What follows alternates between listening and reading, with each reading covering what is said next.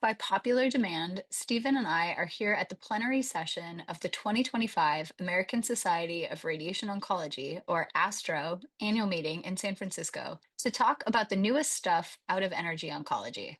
Last year, the most listened to episodes of the podcast came from the 2025 ASTRO Plenary session, where we covered the results of NRG HN005, presented by Dr. Sue Yam, and LU005 by Dr. Kristen Higgins. While Stephen and I are very familiar with the ins and outs of the ASTRO annual meeting, we realize there might be some members of our audience who aren't too familiar with what all these big academic meetings really are all about, or even what a plenary session is. The American Society of Radiation Oncology is the largest radiation oncology organization in the United States. ASTRO members include everyone involved with medical radiation, including physicians, radiation physicists like Lauren's husband, who oversee the technical aspects of radiation therapists who operate linear accelerators that deliver radiation, nurses, clinical research staff, and of course, the trainees of all these disciplines. Once a year, we come together at the ASTRO annual meeting to offer educational programs to keep us up to date, strategize our health policy priorities, and present major scientific discoveries, among many other things. To give all of you a better perspective on what goes on behind the scenes, we are thrilled to have the 2025 ASTRO President, Dr. Samir Keole, join us today. Dr. Keole, welcome and thanks for joining us. Well, thank you for having me. It's an honor to be here. And thank you also for launching this podcast. I listen to it quite a bit. And it's such a great way for busy folks to take in really valuable content in a way that's easy, convenient, and on their own time and schedule.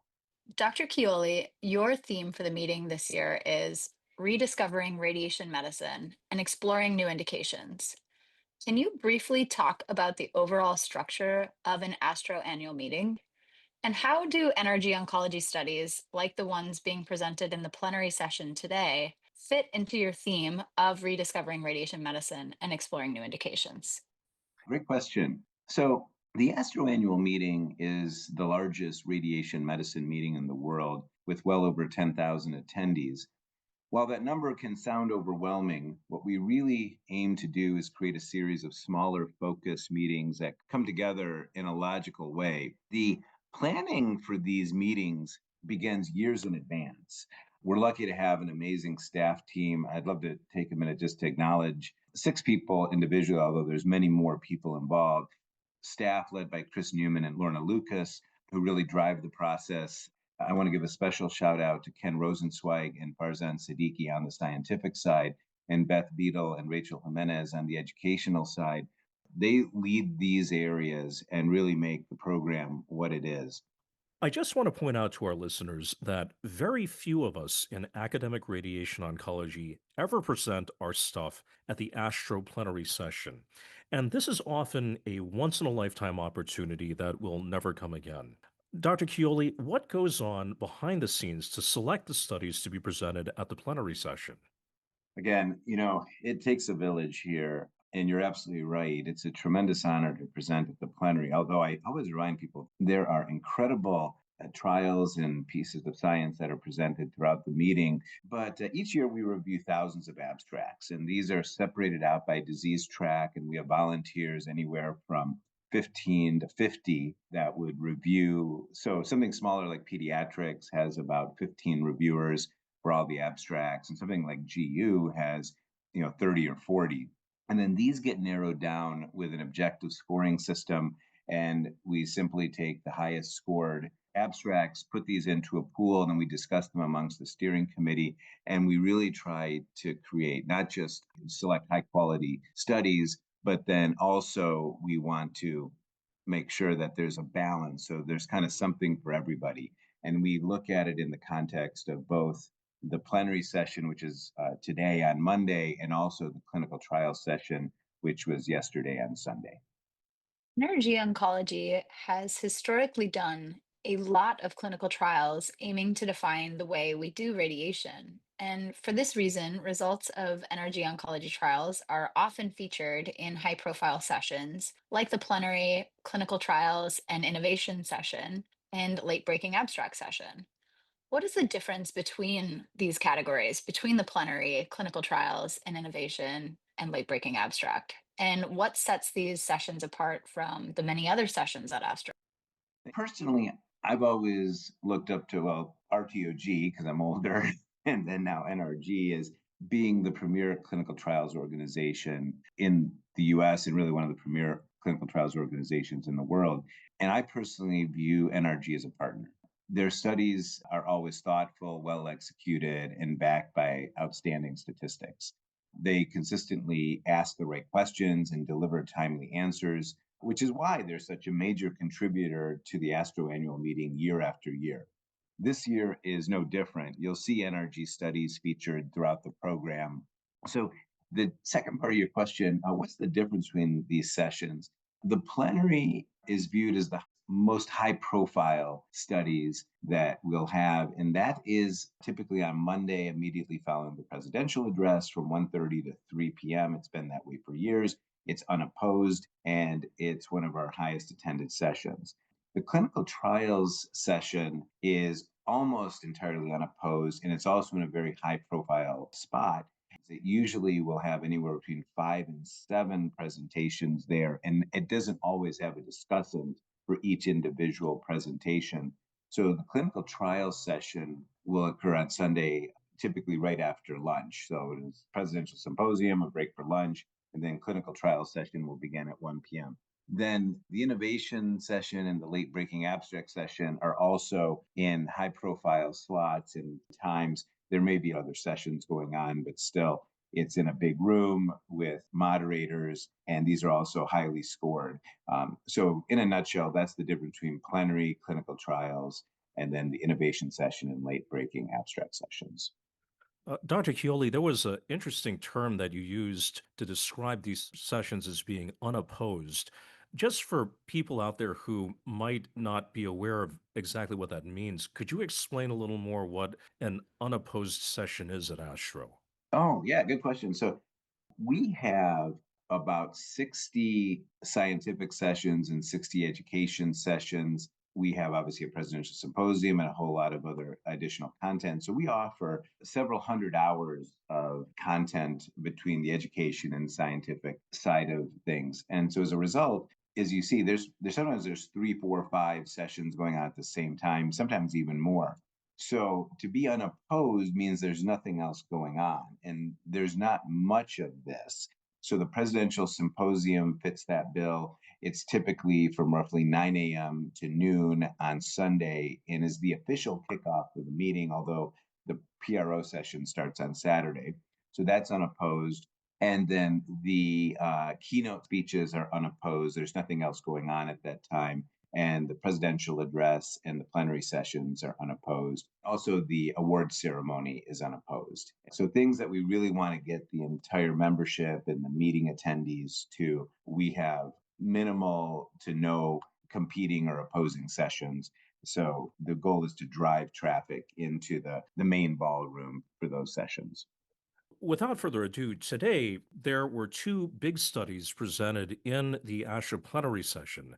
First, we got a taste of the initial results of the RadComp trial presented by Dr. Shannon MacDonald, comparing proton therapy with X-ray based photon therapy for locally advanced breast cancer. The second NRG Oncology study that was presented was by Dr. Rodney Ellis, GU005, which compared intensity modulated radiotherapy and stereotactic radiotherapy for intermediate risk prostate cancer. Could you give our audience your general takeaway on why these trials are important and why are these studies, if you could speak to our patients, important for them?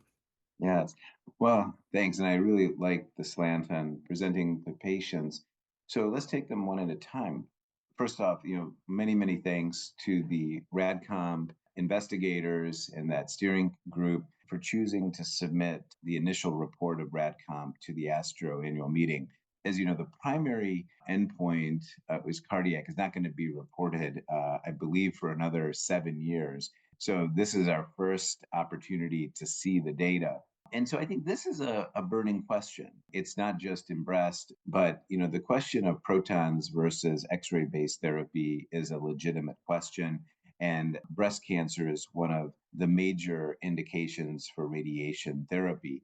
So to have this trial in some of the initial results of RadComp presented at our meeting, I think really starts to open the discussion on protons versus X-rays with randomized data. And this question is not yet answered fully, but at least today we saw some initial answers emerge.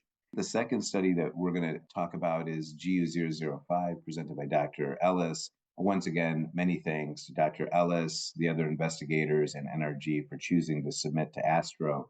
Again, very relevant question. As we moved from 40 to 45 days of radiation down to what we term moderate hypofractionation, which I think most people use between 20 and 28 days. Now the question is really coming down to, can we shorten it to 5 days of radiotherapy? And so I think to do this on a domestic patient population is very important. And I think it adds to the body of evidence of helping guide practitioners as well as the patients that they serve on, who's appropriate, when is it appropriate, is it safe, is it efficacious? In any hospital or non-facility setting, breast and prostate cases comprise about 35 to 40% of what we do. So relevant studies asking questions are always valuable, but especially in these sites because it affects almost every clinic in America and in the world. That really goes a long way to highlight the incredible impact that this plenary session has and can have for patient care. So, Dr. Keole, thank you so much again for taking the time to join us on the NRG Oncology Podcast. And thank you also for all of the work you've done to advocate for radiation oncology through ASTRO over the years. Well, thanks for the kind words. And I could say the same about the two of you and also for NRG as a whole.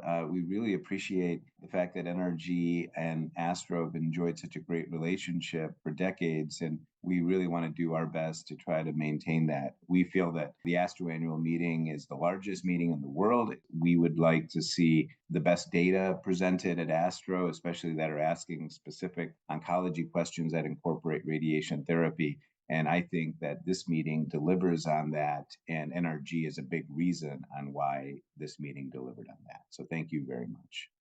Without further ado, we are joined by the principal investigator of RadComp, Dr. Shannon MacDonald, who has been the medical director of the Southwest Florida Proton Center since early 2025 and has previously had an extensive career at Harvard, Massachusetts General Hospital as an internationally recognized expert in breast cancer, pediatric cancers, and skull-based tumors.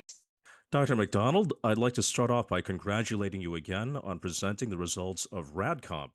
Before we get into these new results, could you just start off by telling us what exactly is comprehensive nodal irradiation for breast cancer?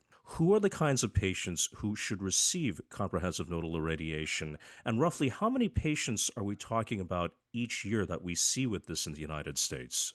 Thank you, Stephen. It was an honor to present this data on behalf of RadComp. Comprehensive nodal irradiation for breast cancer refers to radiation that encompasses the axilla, the supraclavicular nodes, and the internal mammary lymph nodes. Although multiple guidelines recommend that the IMNs should generally be included in this volume, and recent randomized controlled trials, multiple of them, have shown improved disease-free survival and reduced breast cancer mortality. The decision to include the IMNs may be individualized as per these guidelines, and this is what we typically do as clinicians as well, because IMN radiation increases dose to the heart and cardiac substructures. Data also exists showing that including the IMNs increases cardiac and pulmonary toxicity. So it's important to note for this study that RadComp only included women for whom the IMNs were being included in the radiation field. Women with locally advanced breast cancer or lymph node involvement should be considered for comprehensive nodal irradiation. Over 20,000 women a year are diagnosed with localized breast cancer, and approximately 1/3 of these patients have locally advanced breast cancer or lymph node involvement and should be strongly considered for this treatment. With that in mind, the RadComp trial was a large phase 3 randomized trial aiming to compare photon or X-ray based radiation with proton particle therapy for breast cancer comprehensive nodal irradiation. Stephen and I did a podcast previously with Dr. Ted Hong on NRG GI003, which is comparing photons and protons for liver cancers. But breast cancer in the breast is a lot different than the liver, and we encourage people to listen to it for a lot of the details about proton therapy specifically. Can you talk about the design of this trial and how NRG Oncology was involved? What specific benefits of protons were we trying to assess for breast cancer? For RadComp, the most important outcome for clinicians and for patients was major cardiac events, so protection of the heart and the cardiac morbidity that patients were fearful of later in life. So, along with the RadComp Consortium, NRG, our patient advocates who were part of the trial, we pushed very hard to have that as the primary endpoint. And that endpoint has not been reached yet, but will be reported when it meets statistical ability to report that. And that is by far the most important and the primary endpoint of this study. Another primary endpoint is local regional control, which will also be assessed likely sometime in between this health-related quality of life report and the major cardiac event report. So again, these are the most important outcomes, although health-related quality of life we know is also a primary key endpoint and a very important patient outcome. In the short 10-minute plenary session that you gave today, you gave a very quick overview on the results of the RadComp trial. Since we have a little more time here on the podcast, could you give us an overview of what was presented and elaborate a little more on the findings that you think were most important? In this first randomized study comparing proton and photon radiation for breast cancer with a very large number of patients, so overpowered for the health-related quality of life outcomes, we had 1,239 patients. Health-related quality of outcomes measured through the first 6 months after RT were overall favorable in both groups. This means that the treatments with photons and protons, both 3D, VMAT, IMRT, proton beam scanning, all of the patients did overall very well and the outcomes were equivalent. However, there were statistically significant differences in favor of proton radiation in willingness to recommend treatment and willingness to choose treatment again. So whenever you see differences, these are more interesting. Again, the most important takeaway is that both treatments yielded excellent health-related quality of life outcomes, and patients should continue to consult their radiation oncologist for the best treatment modality tailored to their specific patient and disease characteristics. But the different outcomes that are of interest also must be interpreted in the context of an unblinded study, and it's not possible to blind patients to the treatment that they're receiving. So willingness to recommend treatment and to choose treatment again are health-related quality of life outcomes that are a little more prone to bias.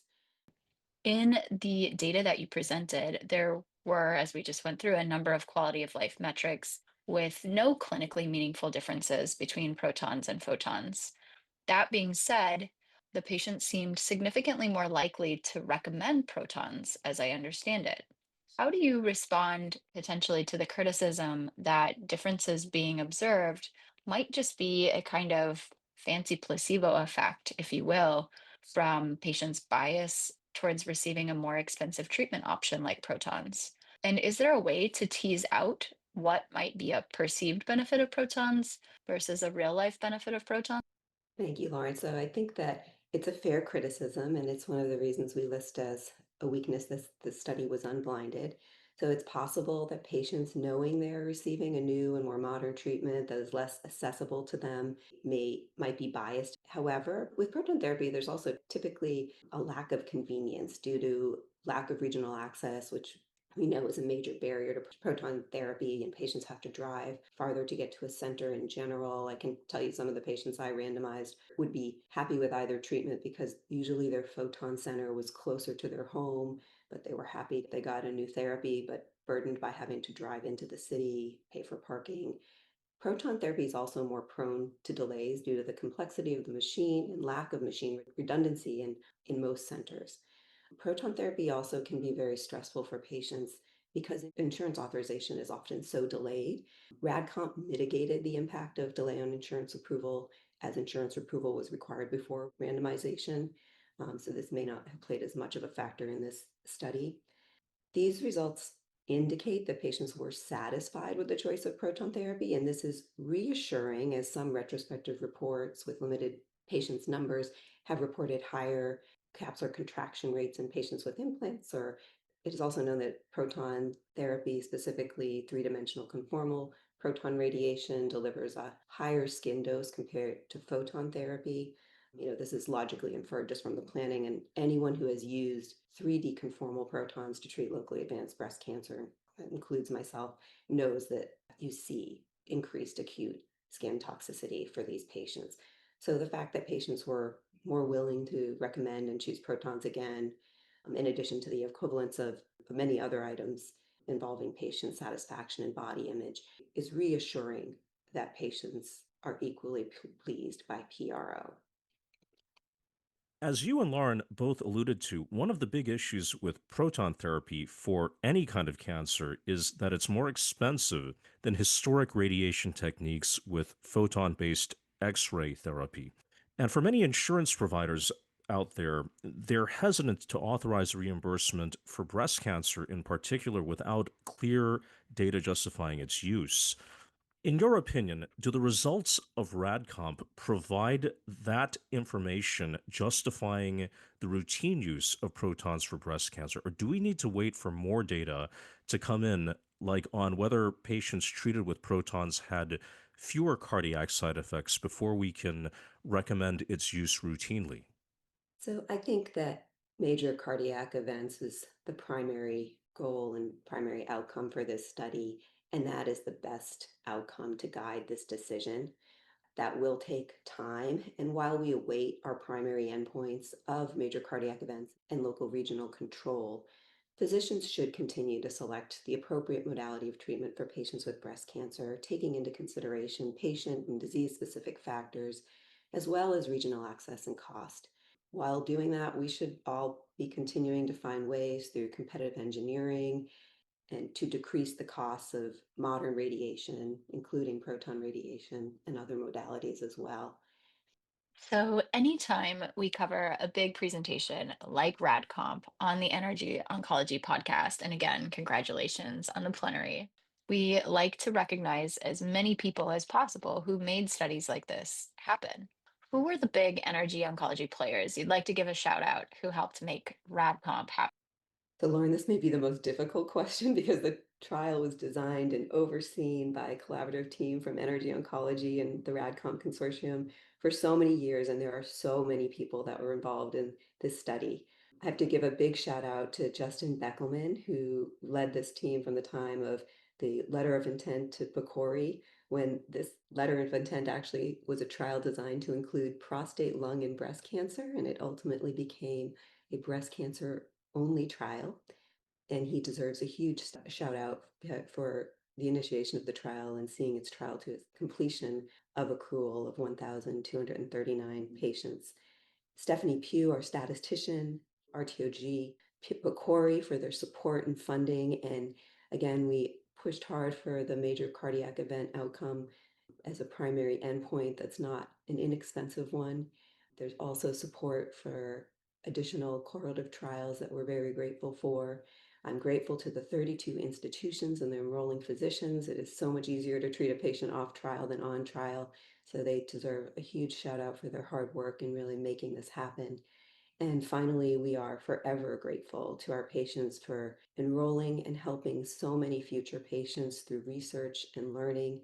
This trial and database will be used for these primary and secondary endpoints by the RadComp consortium, the intended publications, but we also hope to use this database for many, many more studies. Walter Bosch and RTOG has a great DICOM database. Again, just the number of patients and the amount of data collected is huge, and I think will continue to allow for publications for years to come. So very grateful for the support of this research, the patients who were willing to enroll. Dr. MacDonald, thank you again for joining us today on the NRG Oncology Podcast, and I look forward to hearing more about RadComp in the coming years as the data continues to mature. Thank you, Stephen, and thank you, Lauren, and thanks to NRG for taking the time to listen to our explanation of RadComp. To close out this special NRG Oncology Podcast episode on the 2025 ASTRO Plenary session, our next guest is Dr. Rodney Ellis, who presented the results of NRG Oncology GU005 for intermediate risk prostate cancer.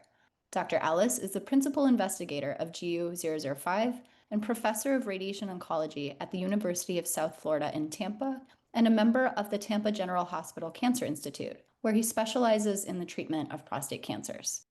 Dr. Ellis, congratulations again. To start off, can you talk about, in very plain terms, what intermediate risk prostate cancer is and why we treat it with radiation?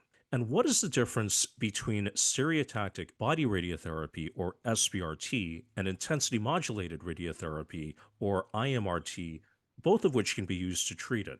Hey, thank you very much both for letting me join you today. Prostate cancer is the most common cause of death from cancer for males. It's subdivided into low, intermediate, and high risk disease. And while low risk disease often does not warrant treatment until it becomes intermediate risk, both low and intermediate risk cancer are commonly treated with stereotactic body radiotherapy, or SBRT. Intermediate risk most commonly means Gleason 7 with a 3+4, or in current pathologic nomenclature, it's defined as group 2 of the diagnostic biopsy.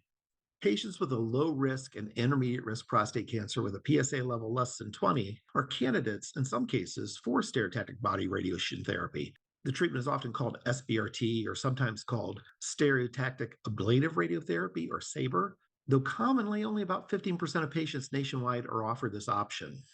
SBRT differs from traditional radiation in that SBRT, or SABR, is delivered in only 5 treatments over 2 weeks, typically on alternative days of the week. The dose per fraction is higher than standard radiotherapy, allowing you to complete a therapeutic dose of radiation in a much shorter time frame. That offers a lot of convenience for these patients potentially compared to longer courses of treatment, which historically have taken as many as 7 weeks to deliver for radiation for the prostate.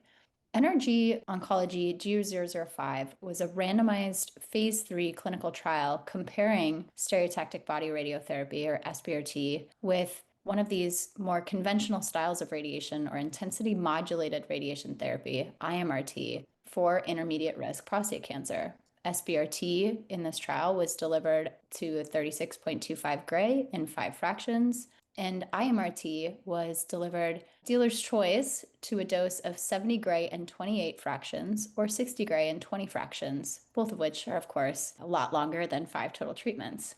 Why is testing different radiation doses and techniques in terms of how compact the treatment schedule is for prostate cancer important?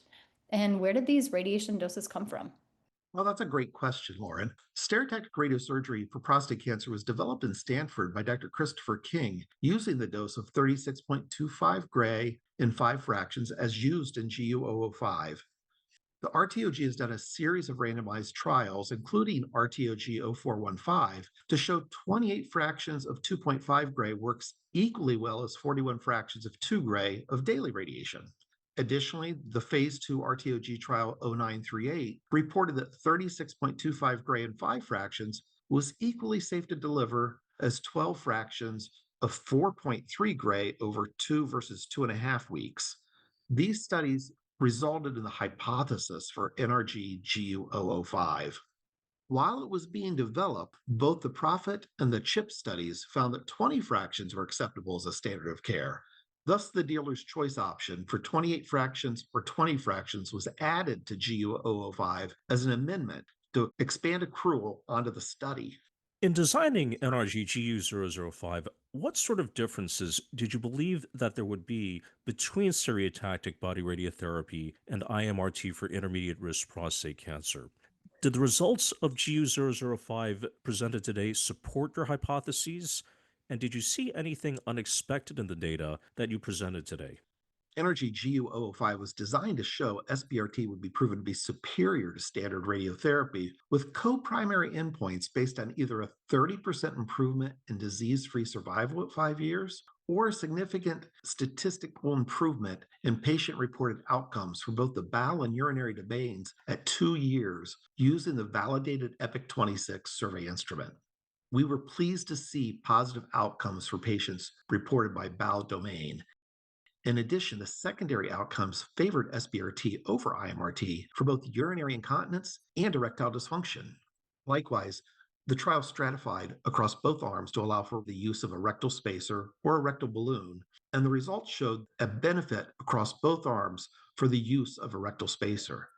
Although this was not a primary endpoint, these data are the first from a phase 3 trial showing the benefit for a rectal spacer in both IMRT and SBRT patients.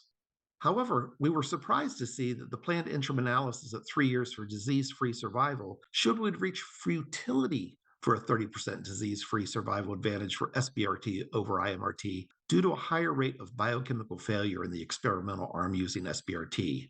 This is allowing us to present both endpoints at this year's ASTRO meeting simultaneously. As you, of course, know very well, people with prostate cancer can live for years, and long-term outcomes are really important because cancers can come back years or even a decade later.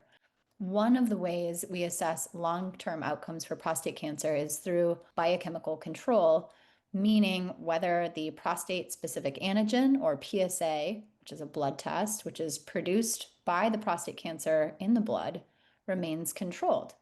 Do you feel that the 3-year biochemical control outcomes presented from GU005 are sufficient to draw meaningful conclusions on tumor control in GU005? Or do we need to wait longer for the data to mature? Further analysis will be warranted to see if the 5-year outcomes change. Using PSA rise as a marker for triggering disease-free survival has been shown to be effective from a benign bounce in PSA levels following SBRT, as it is well known to do so in brachytherapy as a primary treatment of prostate cancer. The phase 3 PACE-B study has shown SBRT to be non-inferior to IMRT, with a slight increase in toxicity.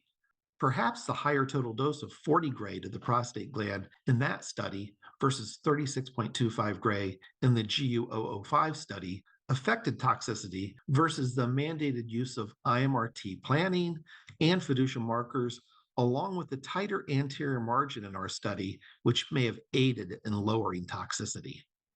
I believe further studies using microboosts to 8 gray or higher to dominant lesions detected within the gland using advanced imaging should be explored further to both improve disease-free survival and hopefully further improve patient-reported outcomes.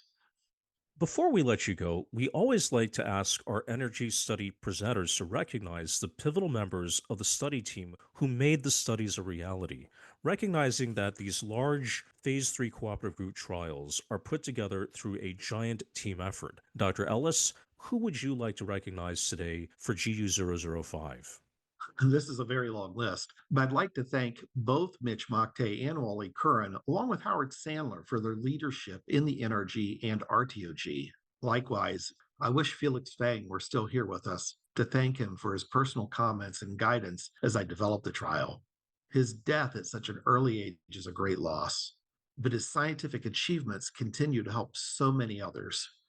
I was blessed with the support and brilliant work of my co-PI, James Yu, for his expertise and friendship we developed during the time, along with all the other fantastic co-chairs involved in the study. Mostly, along with my team, we are all so grateful for each of the subjects and their families who gave us their trust and devoted their time to us to help collect these data, along with the investigators and clinical trial team internationally, who I will always be thankful for helping me to complete this landmark study. On this note, I have to say, I truly personally regret that we never had the chance to have Dr. Felix Fang on the NRG Oncology podcast. He was chair of the NRG Oncology Genourinary Core Committee and passed away last year from metastatic cancer. Can you tell us a little bit about Felix? Who was Felix Fang? Can you speak about his life and the impact that he had on your career? Lauren, thank you for letting me give Felix another moment of recognition for his contributions and the tragic loss of such a true giant in the field. It was wonderful to see Felix and his wife Mary both gain awards as FASTRO Fellowship last year at ASTRO. His leadership both in the GU Steering Committee as well as the GU Translational Research Committee will leave a legacy that he will be remembered for many years to come. One of my fondest memories of Felix comes from ASTRO 2012 in Boston when I was presenting my data on our trial for renal SBRT dose escalation that we completed at Case Western Reserve University. It was a Wednesday afternoon, and the perfect storm, Sandy, had flooded the city. Most everyone had left early. The auditorium was nearly empty, but that is where I remember meeting Felix. I could see him still standing in the back of the room while I spoke, and he came up to me afterwards to ask questions about the clinical trial. His love for GU science compelled him to stay and hear my talk. I will never forget what he has done for me, along with so many others. Dr. Ellis, thank you for joining us today on the NRG Oncology Podcast, and congratulations again on GU005 presented today at the 2025 ASTRO Plenary Session. Thank you both so much for this opportunity to present GU005. It is wonderful to spend time with you and to let this study reach your followers. Congratulations on the success of your show. Today, we were joined by ASTRO President Dr. Samir Keole, the RadComp Principal Investigator Dr. Shannon MacDonald, and GU005 Principal Investigator Dr. Rodney Ellis, covering the 2025 ASTRO Plenary Session in San Francisco, California. Stay tuned to the NRG Oncology Podcast throughout the 2025 ASTRO meeting as we cover the latest NRG Oncology results in real time. If you aren't a subscriber yet, you can follow us on Apple, Spotify, or YouTube. Lauren's X handle is at Lauren_Hankey, and my handle is at StephenShunMD for updates on the X platform. The NRG Oncology Group is supported by grant funding from the National Cancer Institute, and content of this podcast does not necessarily reflect the official views of the National Institutes of Health. Thanks everyone for tuning in, and happy clinical trials.